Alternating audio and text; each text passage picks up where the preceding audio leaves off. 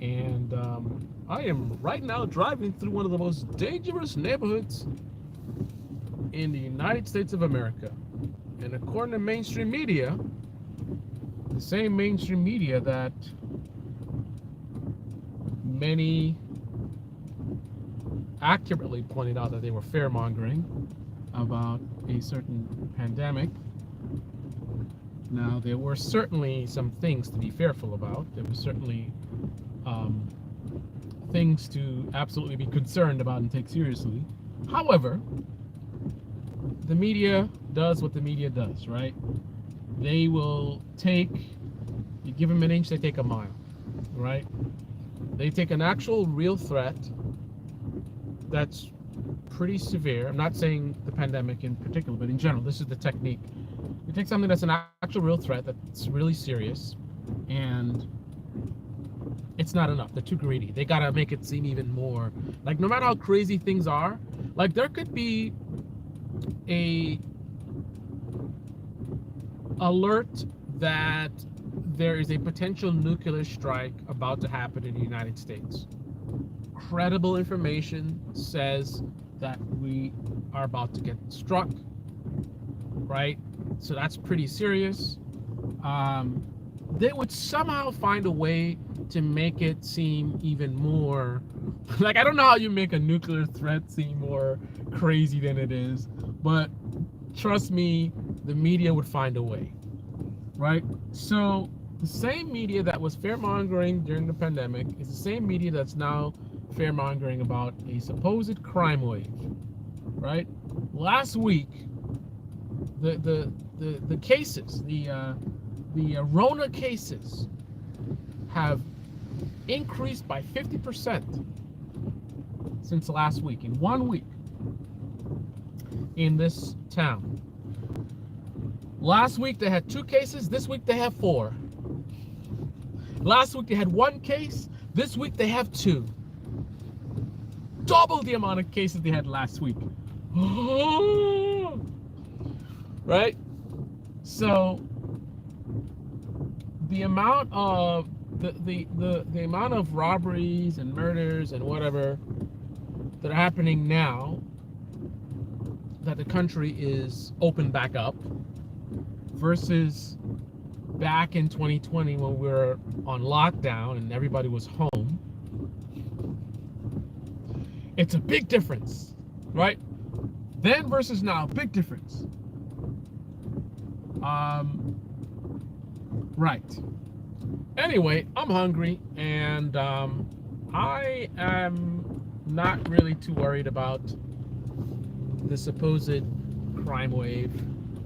I grew up with real crime and real violence, so I'm not so easy to get all freaking out. So here we go, about to get some food. It is raining. So far, I haven't heard any gunshots yet. Super predators! Where are the super predators? The dangerous blue cities! Look how crazy it is. Oh no! Oh, someone's gonna come and get me. Right. Actually, let me look at this guy. He's probably a serial killer or something. Look at that guy in the corner. Look at him. Probably a meth head or something. Oh no!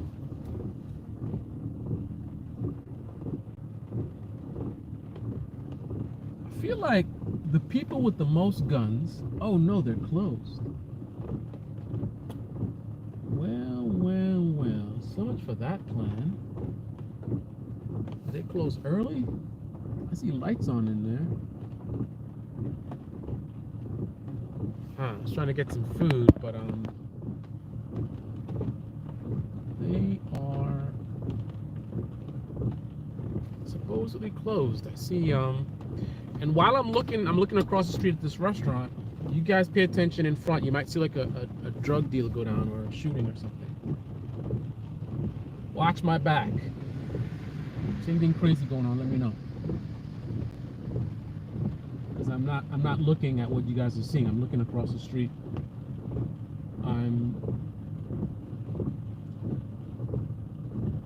It says closed, but I don't want to believe it. I think it's actually closed. I don't see anybody in there.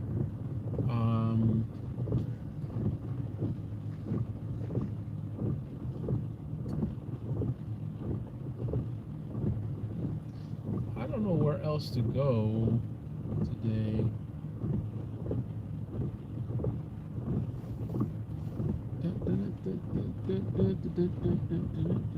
I don't know where else to get food. I guess we could just drive through the hood, see if we can capture any of this insane crime wave. Catch something live. Look at this guy. He probably just robbed that house. Look at him. He's driving a Mercedes Benz. Where'd he get the money for that? He's probably a drug kingpin. And because I know some people are going to suggest that I am suggesting that there is no crime. Of course there's crime. There's always been crime. What I'm suggesting is that the reality of crime right now is not quite the way it's portrayed on the news. Right? But for some reason, the same people who were very keen on recognizing any fear-mongering during the pandemic, somehow those same people trust the media. Right? Now they trust the media. Oh, crime wave! Crime is everywhere! Right. And just like, I think this is a perfect parallel, because just like with the pandemic where, you know, you try to have a rational conversation about it, and then people want to highlight, you know, hey, somebody's grandmother died or someone's uncle died, and there you are saying it's not real, right? But, and many of the people who were downplaying the pandemic, they were bad faith actors or just really misinformed. But for the good faith actors that were trying to have a more rational perspective on things, in terms of, for example, the idea of early 2021, someone wearing a mask outdoors was ridiculous, right? That was absolutely ridiculous. By then we knew that the idea of you getting the virus outdoors, like, that was not a thing. Not saying it's impossible, right? It's possible that a plane can crash into your house at any moment, right? A lot of things are possible. But the likelihood of catching it outdoors, it's not really a thing, right? So there was no need to be walking around without a mask. And also, those people who were making good faith observations may have pointed out that, for example, the statistics thing, you know, increased by 50%, and it's like, but you had 2 cases last week, now you have 4. Like, really? Right? But again, those same people who realized the games the media was playing, somehow they think the media is being honest now about this goddamn crime wave. Right? People being pushed on the train tracks. You mean like they've always been pushed on the train tracks? Right? It's not even like they even show you a statistic of people being pushed on the train tracks has increased by 80% in the last 2 years. No, they just simply highlight, yo, crime is high, and then somebody gets pushed on a train track. Oh, look at it, now they're pushing people on train tracks. As long as, I mean, I used to live in New York in 1998, and that's not unfamiliar, man. I remember stories about people being pushed on the train back then, but somehow they weren't talking about crime wave, right? Listen, I can make it seem like there's an insane crime wave any place in this country right now if I wanted to, right? Using the same tactic. Pick any city, well, let's not say any city. Pick any average city, rather, and just start over reporting on crimes that are happening there. Because crimes are happening everywhere, all the time. Murders, robberies, assaults, rapes. They are happening right now as we speak all across this nation. So you can pick any city that you want if you want to say, you know, that there's a spike in crime or it's out of control, and just pick the most insane crimes, right? And just highlight them and just keep talking about it. This week, there were 3 rapes in a period of just 2 days, right? And the police have not been able to do anything about it. They don't even have suspects, right? An old lady was run over, you know, by some drunk guy or whatever it is, right? Just keep reporting on it. It's the same thing with plane crashes. And it's a technique they use all the time. One plane crashes, and then they start over-reporting on plane crashes, right? Planes are always crashing all the time, right? But they don't always report on plane crashes, right? But if a big one crashes, where it's a big story, they can milk that you know, that fear. People, oh no, a plane crash. I could have been on that plane. I was on a plane last week. They can milk that by now over-reporting. Now, a mundane, hey, some random plane crash. A few people died. Not to diminish that, but now something like that happening is now a valuable story, because in the context of we just had a big plane crash, it's now going to get more clicks because people are already like thinking about this fresh plane crash, and now that story is going to be received as, oh no, another plane crash, and another one, right? These are the games that media plays, right? So although I do recognize that there is an increase in crime, and I do recognize that it is pretty sad for people who are victims of crime. I mean, it's been pretty sad 2019, 2018, 2017, to all the people that were raped, murdered, robbed, assaulted. It's pretty sad that it happened to them in 2019, 2018, 2017, 2016, 2015. This has always been happening. And in spite of any increases that we see now, crime is still much lower than it was in the past. For example, a real crime wave in New York existed in the 80s, right? In the 80s, I wouldn't be driving like this through certain neighborhoods, like in the Bronx, right? I would not just be casually driving through some random neighborhood in a bad area in the Bronx in the 80s, right? But that's just not the reality of things right now. However, it is look at this old church.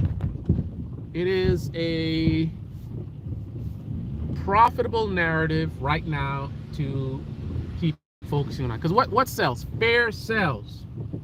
And the problem with that is, how do we know when we should actually be afraid, right? When the pandemic was out of control and we didn't know a lot about it, that was a time to be fearful, to pay attention, and to take it seriously. Now, when we got the vaccine and we learned about how it transmits and all this kind of stuff, that was no longer a time to have the same level of fear as it was in early 2020. But the media still continue to talk about it as if it was 2020, because that gets them clicks, right? So what's the big thing right now? What's the big fear that they can sell? Crime wave 2022.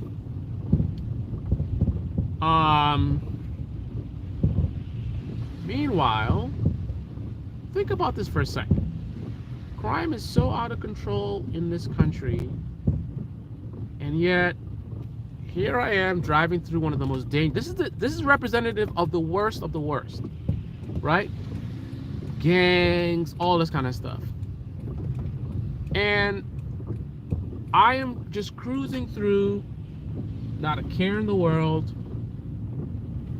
I'm not really worried about it. How is that possible? How is that possible? And again, I've been in dangerous areas. It's not like I am immune, like I don't have any fear. I'm fearless, right? I'm invincible. No, I've been in situations where I felt uneasy, I felt threatened, I felt unsafe. But somehow I'm cruising through one of the most dangerous areas in the country and I feel totally relaxed. How is that possible if we consider the media rhetoric to be true? Right? Because most of the crimes they're talking about, they're not even talking about in like the hood. They're talking about just regular areas, right? Somebody in the subway. I don't know. I haven't been following all the stories, but you know, I'm sure those stories with the subway, people been pushing the tracks. Probably like in Manhattan. Manhattan is not the hood. I mean, Manhattan has some bad areas, but Manhattan, generally speaking, is not the hood, right? But somehow these things are happening.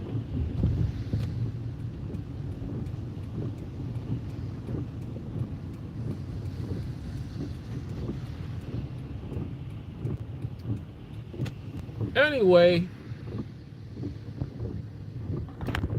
that concludes our Sunday hood tour. I know you guys were expecting some action, but unfortunately the crime wave continues to disappoint in reality.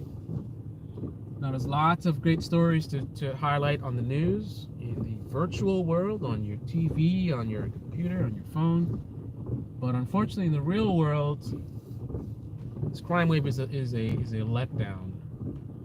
You know how you know when you have a real crime wave and when you should really be nervous?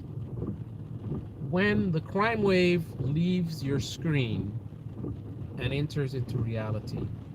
Your cousin was robbed, your brother was robbed, you were robbed, your mother was robbed, the guy across the street was robbed, some other cousin just got killed. Now, someone who lives in the hood, in a particularly bad one, might be able to say that that is actually their reality, but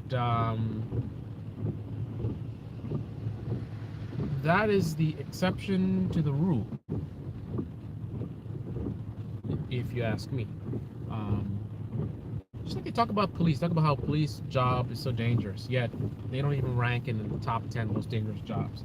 Average police officer doesn't even pull their gun out an entire career, right? However, if you look at a police officer in a dangerous hood, then some of the narrative becomes potentially more grounded in reality. But a police officer, just an average police officer in an average neighborhood, even a neighborhood that's not that good of an area, let's call it a bad area, but it's not like the hood, there's not a lot of stuff going on compared to the narrative that we see in the news and the media and what people have in their heads, right? So I don't know, maybe my perspective is a little bit skewed because again I was born in the murder capital of the world, saw a lot of violence when I was growing up as a kid. Then again, I mean, like I said, the Bronx in the 80s was not a place I felt very comfortable in.